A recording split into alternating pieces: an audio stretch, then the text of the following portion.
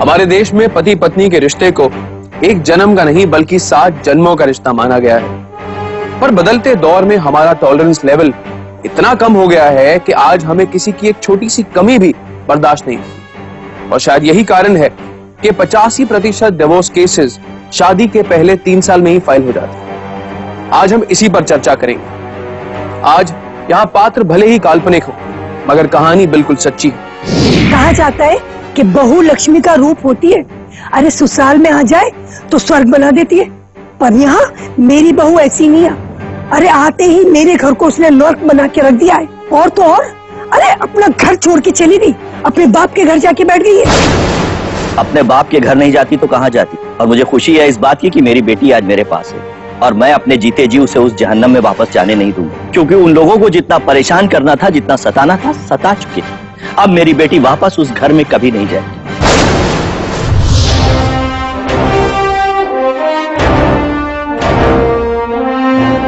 जिंदगी की हकीकत से आमने सामने के इस फोरम में आप सबका बहुत बहुत स्वागत है।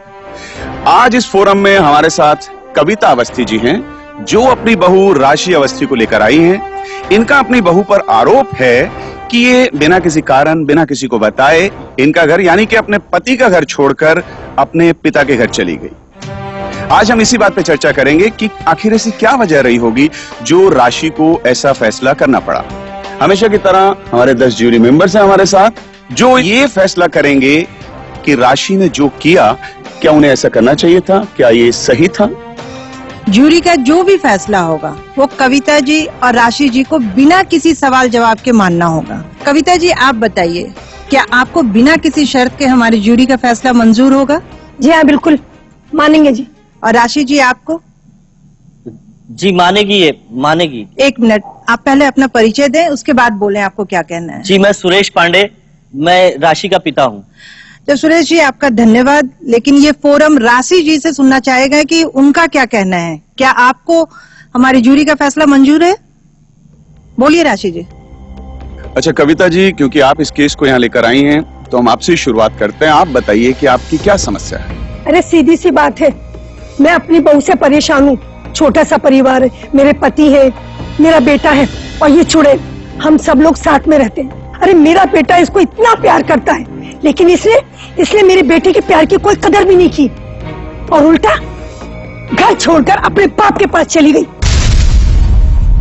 इसने ये भी नहीं सोचा कि हमारे घर की इज्जत को क्या होगा, लोग क्या कहेंगे, क्या सोचेंगे।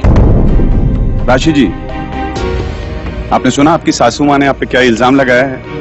हम आपसे जानना चाहते हैं, आप बताइए क्या ये सच है कि आप बिना किसी कारण अपना ससुराल छोड़ के अपने पिता के घर चली गई? अरे ये क्या बोलेगी? अरे इसने मेरे राघव का घर बर्बाद करके रख दिया। क्या घूर रही है, क्या घूर रही है, खाएगी मुझे। सर, जो मेरी बेटी के साथ में हुआ है ना, वो भगवान न करे किसी के साथ में हो। आप क्या कहना चाहते हैं, क्या हुआ आपकी बेटी के साथ? ये हुआ है सर, ये हुआ है मेरी बेटी के साथ। और ये दरिंदगी एक बार की नहीं है, ये रोज रोज की दरिंदगी है। ऐसा बर्ताव तो कोई घर में पाले हुए जानवर के साथ भी नहीं करता है जो इन लोगों ने मेरी बेटी के साथ में किया है। ये लोग कहते हैं कि राशि को घर की इज्जत की चिंता नहीं है। सर, अगर राशि को घर की इज्जत की चिंता नहीं होती तो ये इस फोरम में ये लोग नहीं, हम आए होते। हम पुलिस स्टेशन गए होते, हम कोर्ट में गए होते। कविता जी, ये सब क्या है? क्या सुरेश जी जो कह रहे हैं वो सच है? अरे सर, ये सारी बातें बकवास है सर, सब झूठ है। एक मिनट, पहले इस फोरम को अपना परिचय दीजिए। जी मैं हूँ राघव अवस्थी, राशि का पति। मैं आपसे सिर्फ एक ही रिक्वेस्ट करूंगा सर कि मेरी शादी ना टूटे। और मैं सिर्फ इतना जानता हूँ कि मैं राशि से बेहद प्यार करता हूँ सर, इन्हें खोना नहीं चाहता। लेकिन राघव जी, राशि के हाथ पे जो चोट है, जख्म है, वो तो कुछ और ही कह रहे हैं। मैम, ये जख्म हम लोगों ने नहीं दिए।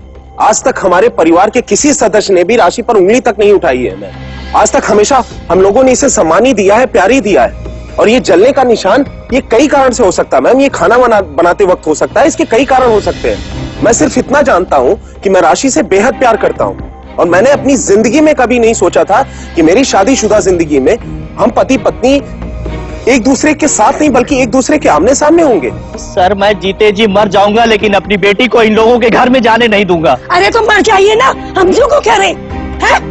मरिए, जाइए अपनी लड़की को भी लेके चली जाइए। अरे तुम मरो, हम क्यों मरेंगे? क्यों हम क्यों मरेंगे? देखा?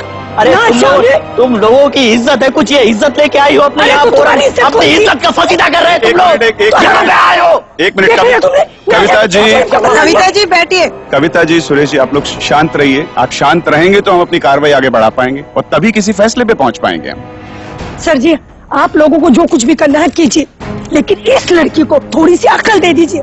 अरे मेरा बेटा हीरे जैसा है, इसे 7 जन्म में भी मेरे बेटे जैसा नहीं मिलेगा। इसको तो कुछ पता ही नहीं है कि वो इसके लिए क्या कर रहा है। मैडम जी, आप यकीन नहीं करेंगी, हमारे घर में नौकरानी का बिल्कुल चलन नहीं है, लेकिन इस चुड़ैल के खातिर मेरे बेटे ने शादी के फौरन बाद नौकरानी रखी। जानते हैं क्यों? क्योंकि इस महारानी को कुछ काम ही नहीं करना था। सर सरासर झूठ बोल रही है ये औरत। सर मैंने अपनी बेटी को माँ बाप दोनों बन के पाला है, मैं जानता हूँ कि ये काम चोर नहीं है। ये लोग सिर्फ इसे नीचा दिखाने के लिए ऐसा कह रहे हैं। अच्छा, क्या सिखाया आपने? यही कुछ सिखाया है ना कि उन ससुराल वालों की इज्जत मत करो, है? जब भी मन में आए ससुराल वालों की इज्जत को उछाल दो, सड़क पर लेके आ जाओ। और इस लड़की ने यही कुछ किया, समझे? मैडम जी, भगवान ऐसी बहू किसी दुश्मन को भी ना दे। राशि, क्या ये सच है? राशि जी, आपको अपनी बात कहने का मौका दिया जा रहा है, बोलिए। राशि जी, क्या आप अपनी शादी को बचाने की एक भी कोशिश नहीं करना चाहेंगे? बोलिए।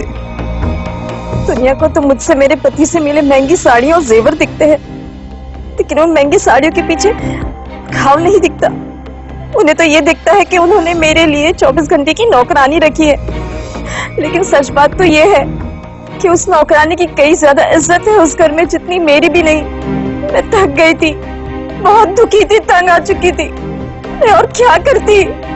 अच्छा, तंग आ चुकी है?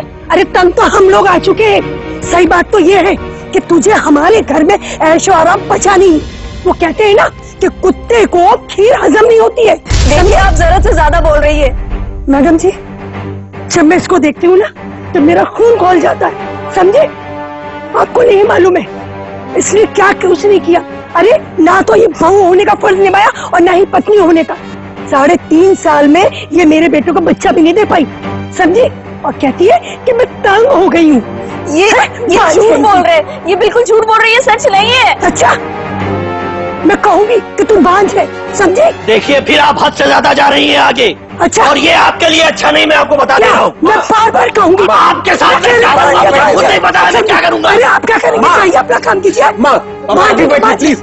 समझे? माँ, कविता जी, माँ, प्लीज। कविता जी, आप बैठिए। क्या पुलिस पुलिस? सब कुछ इतना कुछ हो गया है, अभी तेरा दिल नहीं भरा? अभी भी इसकी कमी छुपाने की कोशिश कर रहा है। बोलता क्यों नहीं है? बता, बता ना। सच तो ये है कि मैं माँ बन सकती हूँ। बस करो राशि, बस करो यार। किसी बात की एक हद होती है।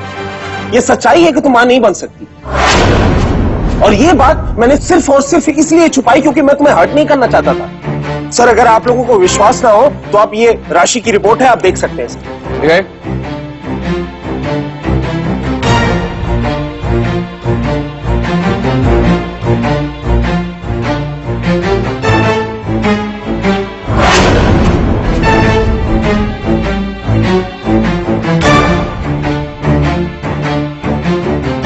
राशि जी, ये मेडिकल रिपोर्ट आपकी ही है और इसके अनुसार आप में कोई कमी है जिसकी वजह से आप मां नहीं बन सकती। दूर रहिए आप मुझसे, और मैं जानती हूँ कि मैं बांझ नहीं हूँ।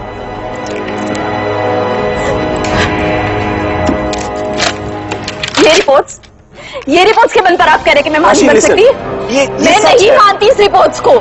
मैं तुम्हें सिर्फ मैं इसलिए बिल्कुल नहीं नहीं बता रहा था मानती। कि तुम्हें दुख ना हो।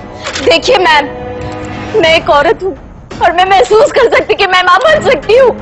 ये रिपोर्ट झूठी है, नहीं राशि, मानती। क्या मैं कर रही हो तुम? नहीं मानती।